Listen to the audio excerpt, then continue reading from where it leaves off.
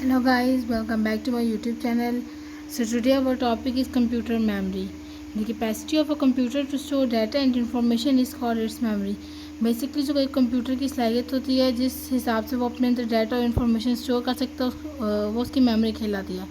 It is used to store the input as well as the processing and output of a computer. A computer has a large memory. We can easily store text, picture, game, audios and videos file in this computer memory.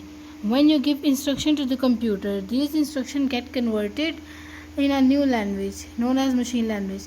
Basically जो हम instruction computer को देते हैं वो computer convert करके एक new language जिसे machine language कहते हैं उसमें रीड आउट करता है because computer human language understand नहीं करता. It is in the form of 0 and 1. ये 0 and 1 की फॉर्म में होते हैं जैसा कि हमारी पिक्चर्स के नीचे भी 0 and 1 की फॉर्म में काफ़ी लंबी इंफॉर्मेशन दी गई होती है.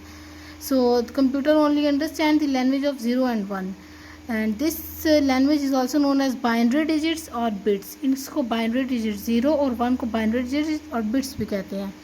Computer memory measured in byte कि जब कंप्यूटर की मेमोरी है वो बाइट या बिट में मेजर्ड की जाती है.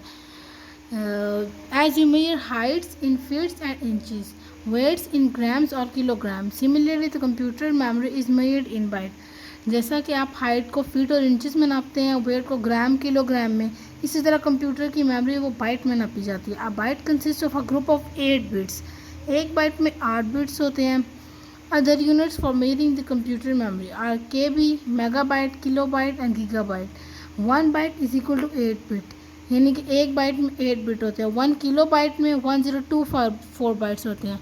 फिर 1 मेगाबाइट में 1024 किलोबाइट्स, 1 गीगाबाइट में 1024 मेगाबाइट्स एंड 1 टेराबाइट में 1024 गीगाबाइट्स होते हैं. नेक्स्ट टॉपिक है memory types. The memory in a computer system can be divided into 2 main parts. तो कंप्यूटर की जो मेमोरी होती है वो 2 मेन पार्ट्स में होती है. First primary memory and second secondary memory. So primary memory or internal memory is used to store the data and program running in the computer. Primary memory जो होता है वो डाटा उस डाटा को store करती है जो उसके प्रोग्राम में पहले से ही मौजूद था. It is essential for the working of computer. ये किसी कंप्यूटर के काम करने के लिए बेहद ज़रूरी है. Primary memory is of 2 types, ROM and RAM. ROM read only memory and RAM store for random access memory.